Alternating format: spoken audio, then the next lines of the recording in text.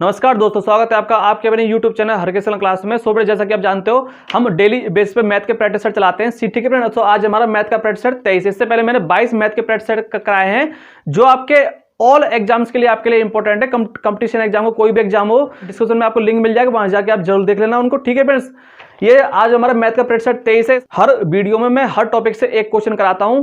ठीक है, उससे आपको डबल फायदे होते हैं, आपका टॉपिक भी क्लियर होता है और आपके मतलब क्वेश्चन की प्रैक्टिस होती है कि आपके मतलब एग्जाम में किस टाइप से क्वेश्चन आते हैं। ठीक है फ्रेंड्स, ये आपके लिए हर एग्जाम्स के लिए इंपॉर्टेंट है, चाहे आपका एग्जाम रेलवे का है, एसएससी का है, हरियाणा पुलिस के आपके एग्जाम आने वाले हैं, यूपी पुलिस का, एसएससी जीडी के आपके एग्जाम आने वाले हैं। यहाँ पर आप कह सकते हो कि जो मैथ की जो आपकी प्रॉब्लम है ना, वो आपकी सॉल्व हो जाएगी बिल्कुल यहाँ से। ठीक है फ्रेंड्स, डेली बेस पे आप मैथ का प्रैक्टिस सेट लगाया करें, मैथ से आपको कोई परेशानी नहीं आएगी।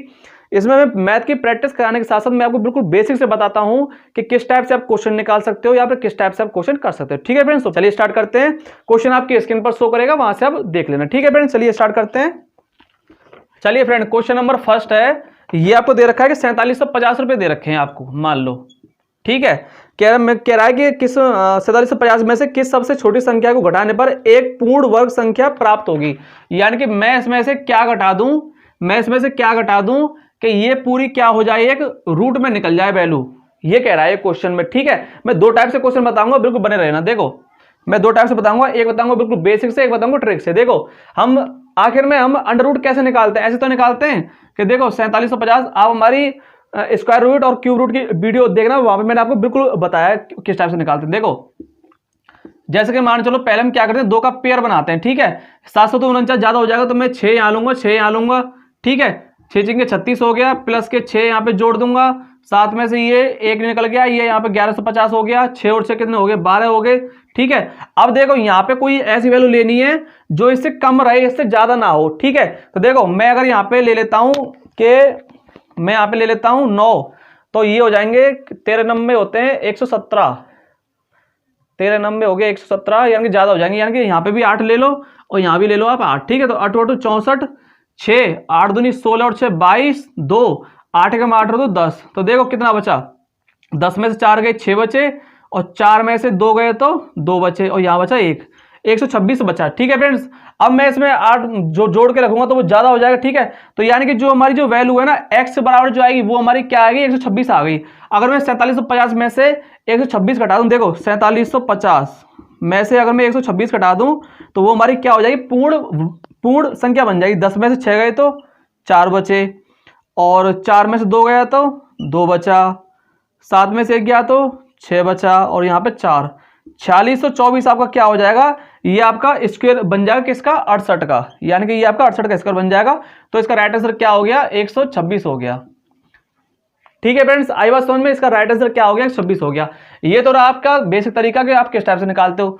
ट्रिक क्या होती है इसकी, देखो जैसे 4750 दे रखा है आपको, तो मैंने आपको क्या बताया था, जब स्क्वायर रूट और क्यूब रूट की आप हमारी वीडियो देखना, मैं डिस्क्रिप्शन में उसका लिंक दे दूंगा, वहां जाकर देखना आप। मैंने क्या बताया था, जब आपको स्क्वायर रूट निकालना हो तो क्या होता है, दो का पेयर बनाते हैं। ठीक है, तो जिस जाहिर सी बात है इसमें से कोई संख्या घटानी है, तो मैं यहां से लूंगा नहीं, इसे मैं पहले इसे लूंगा 47 वाले को। ठीक है, तो देखो क्या होता है कि 47 है ना, तो अगर मैं 7 लूं यहाँ पे तो 749 वो ज्यादा हो जाएगा, तो मैं क्या करूंगा, यहाँ पे 6 लूंगा, यहाँ भी 6 लूंगा और यहाँ भी 6 लूंगा। ठीक है, तो या तो ये 68 का स्क्वायर होगा या ये 69 का स्क्वायर होगा।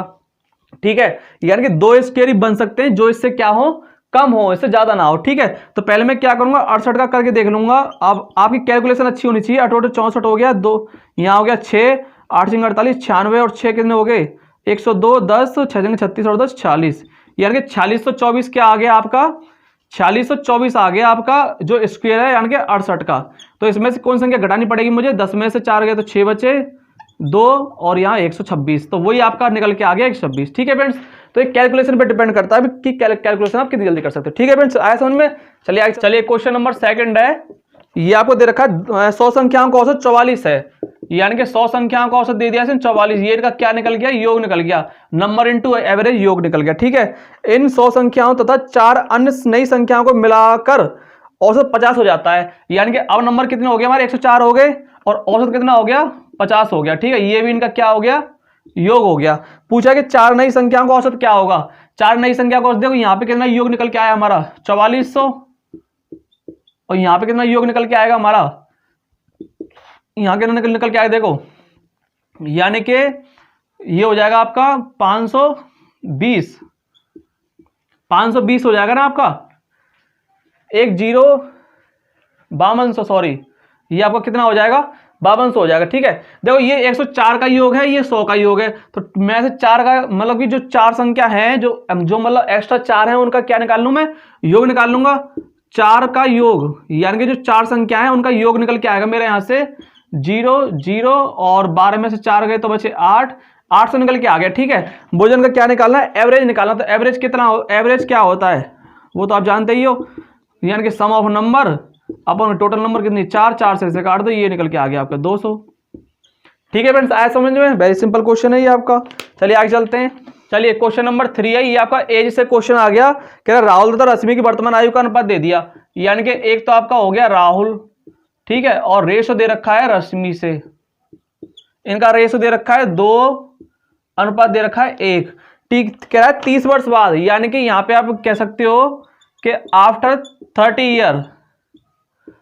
30 ईयर उनका जो रेशो है वो हो गया 7:6, यानी कि 30 साल बाद उनका रेशो हो गया 7:6। ठीक है, तो कह रहा राहुल की वर्तमान आयु कितनी है। देखो ठीक से बताऊंगा, बिल्कुल आराम से समझना। देखो यहाँ पे दोनों का डिफरेंस कितना आ रहा है, 5 आ रहा है ना, और यहाँ पे डिफरेंस कितना आ रहा है दोनों का, 5 आ रहा है यहाँ भी। ठीक है, 5 आ रहा है, और ये 5 डिफरेंस क्यों आ रहा है रेशो में, 30 साल के लिए आ रहा है डिफरेंस। ठीक है, यानी कि 5 बराबर के दे रखा है 30, तो एक बराबर कितना आ गया हमारा 6। ठीक है, यहाँ पूछा है कि राहुल की वर्तमान आयु कितनी होगी, अगर 1 बराबर के 6 है तो 2 बराबर कितना हो जाएगा 12, तो राहुल की जो वर्तमान आयु निकल के आएगी वो आएगी 12, यानी कि जो इसका राइट आंसर हो गया वो हो गया 12। ठीक है, ये तो थी आपकी ट्रिक निकालने की। अब देखो बेसिक से और बता देता हूं, शायद किसी को समझ में ना आया हो तो ये देखो कैसे कह रहा है कि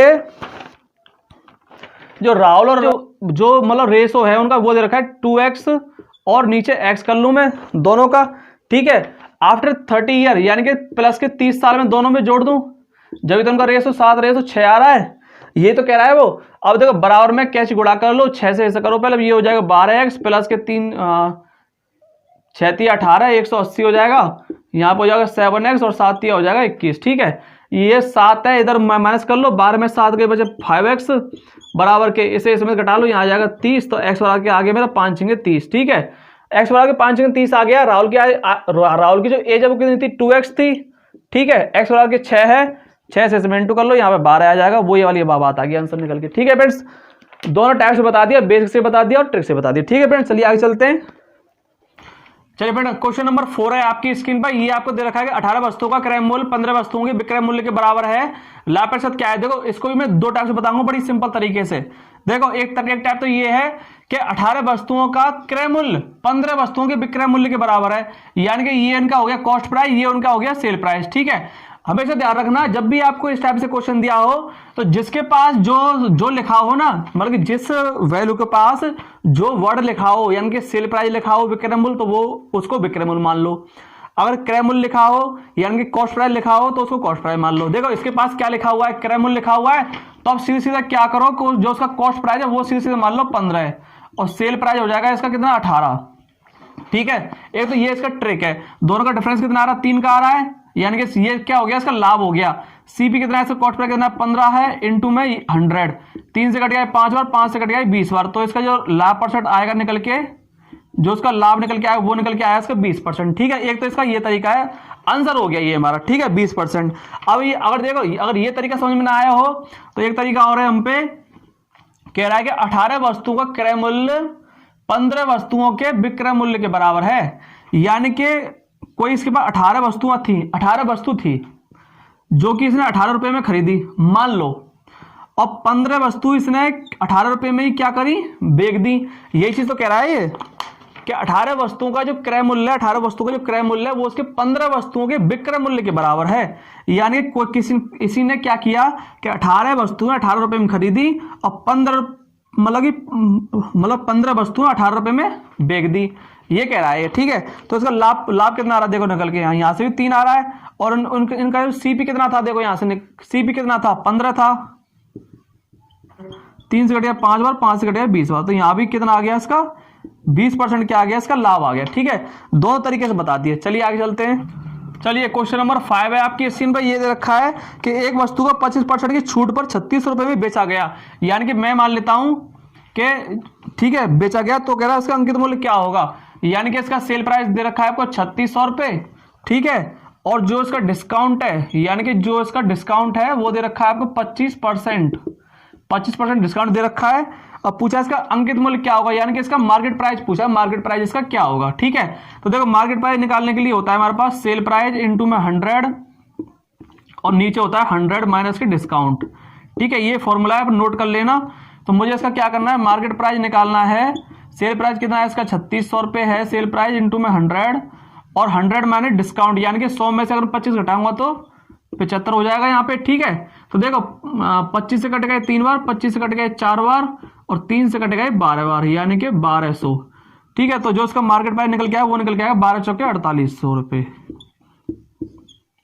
ठीक है फ्रेंड्स। आया समझ में। ये market price, sale price, cost price निकालने के लिए कुछ ये फॉर्मूले होते हैं। चलिए क्वेश्चन नंबर 6 है।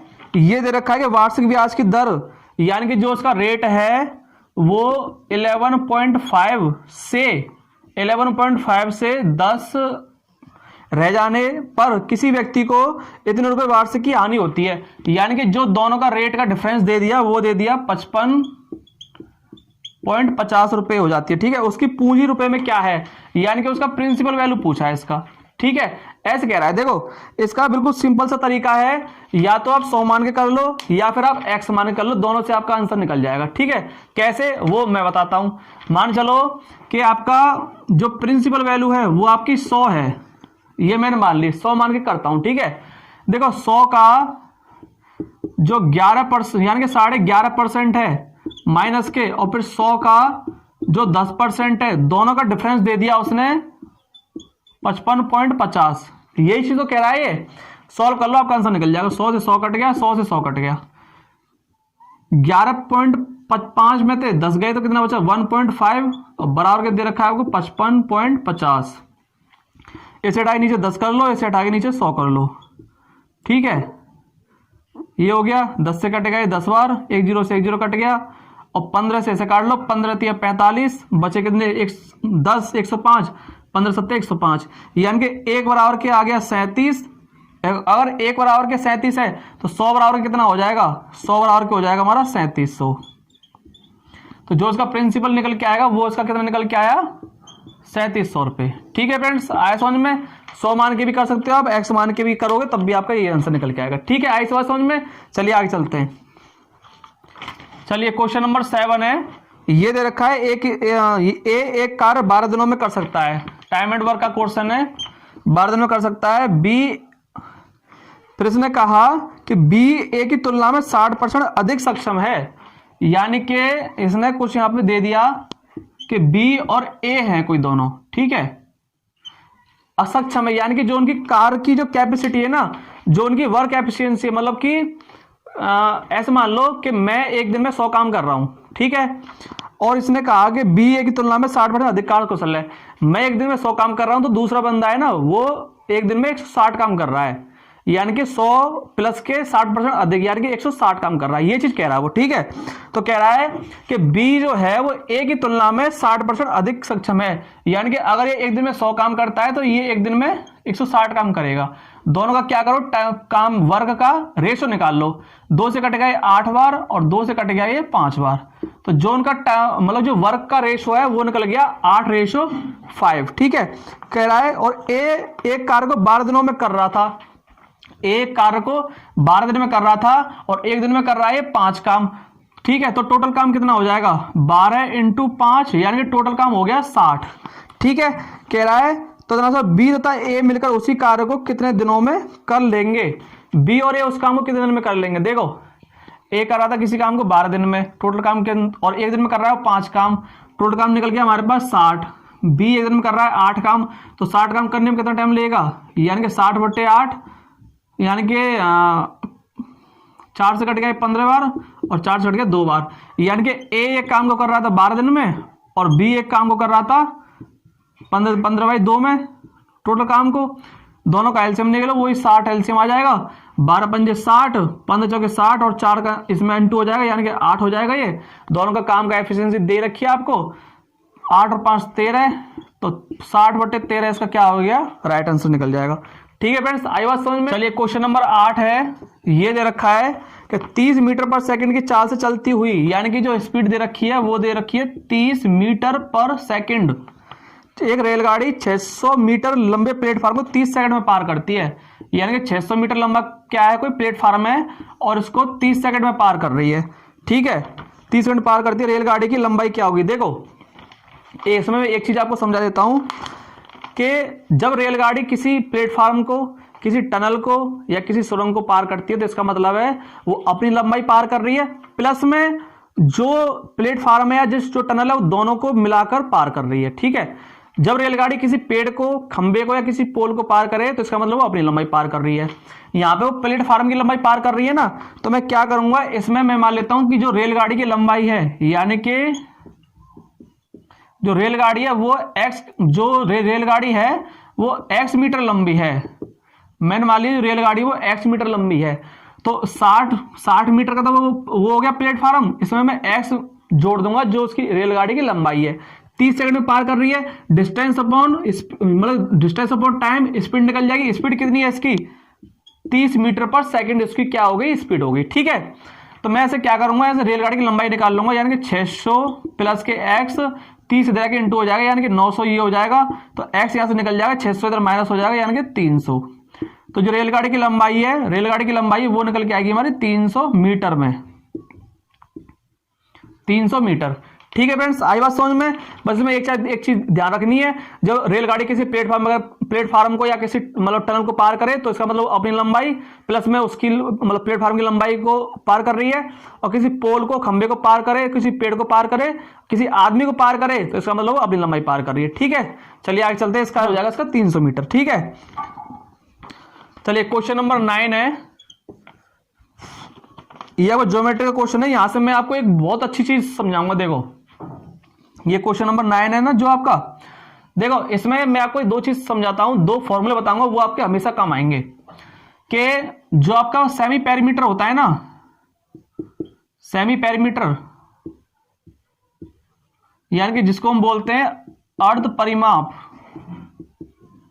अर्ध परिमाप जिसको हम एस से डिनोट करते हैं। ठीक है, तो देखो ट्राइंगल कोई भी हो, कोई सा भी ट्राइंगल हो, यानी कि एरिया ऑफ ट्राइंगल एबीसी बराबर क्या होता है हमारा, सेमी पेरीमीटर इंटू में आर, यानी कि इन रेडियस। आर जो छोटी आर है ये हमारी हो जाएगी इन रेडियस, जो छोटी आर है ना ये हमारी हो जाएगी इन रेडियस, यानी कि अंत त्रिज्या, इन रेडियस। ठीक है, और एक होता है हमारा एरिया ऑफ त्रिभुज एबीसी, ये होता है हमारा ए इंटू में बी और इंटू में हो जाएगा सी, और नीचे हो जाएगा 4r।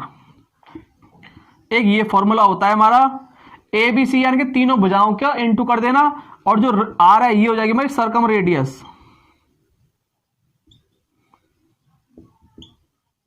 Circum radius. ठीक है, ये दो फॉर्मूले हमेशा ध्यान रखना, ये आपके हमेशा काम आएंगे, कोई भी एग्जाम हो, कैसा भी एग्जाम हो, ये फॉर्मूले आप हमेशा नोट डाउन कर लेना, ये आपके हमेशा काम आएंगे। ठीक है, तो देखो अब हम आते हैं अपने क्वेश्चन पे। ये कह रहा है कि ट्राइंगल है, मान के चलो एक ट्राइंगल है। ठीक है, ये मान चलो मैं ट्राइंगल मान लिया, यानी कि ए बी और सी। कह रहा है कि 12 सेंटीमीटर लंबाई भुजाओं वाले एक त्रिभुज का परित्रिज्या की लंबाई क्या होगी। यानी कि इसने पूछा है सरकम रेडियस क्या होगी, यानी कि एक साइड इसकी 12 दे दी, एक साइड इसकी 16 दे दी और एक साइड दे दी इसकी 20। ठीक है, पूछा है इसकी सरकम रेडियस क्या होगी। ये मान चलो ये कोई इस पे सर्कल मान लिया मैंने। ठीक है, सर्कल हो गया ये वाला। अब पूछा है इसकी सरकम रेडियस क्या होगी, इसकी सरकम रेडियस क्या होगी, ये बोल रहा है। ये इसका कोई सेंटर हो गया और ये इसकी रेडियस होगी सर्कम रेडियस। ठीक है, ये ऐसी तो होती है, यानी कि इसकी सर्कम रेडियस क्या होगी फ्रेंड्स। और ये होता है इसका अंदर के लिए, यानी कि अगर आपका अंदर बन रहा हो तो ये हो जाएगी इसकी इन रेडियस।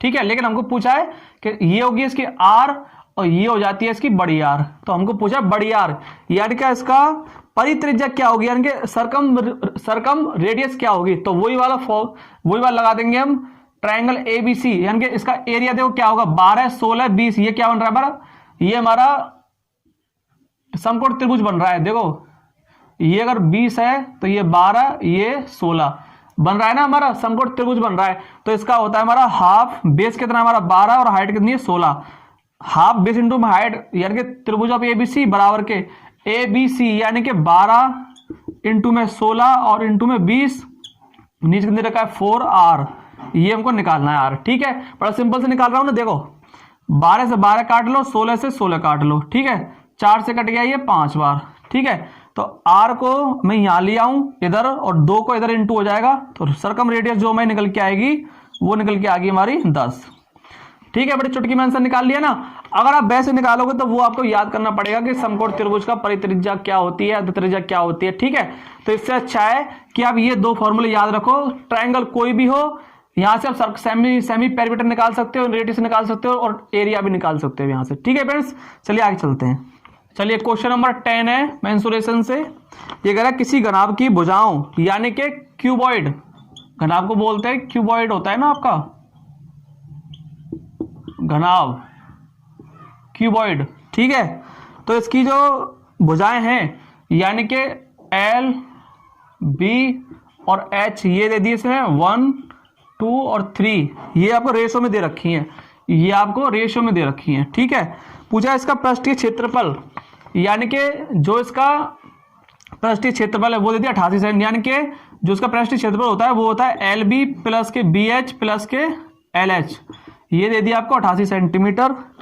कह रहा घनाभ का आयतन क्या होगा, यानी कि इसका वॉल्यूम पूछा है आपसे।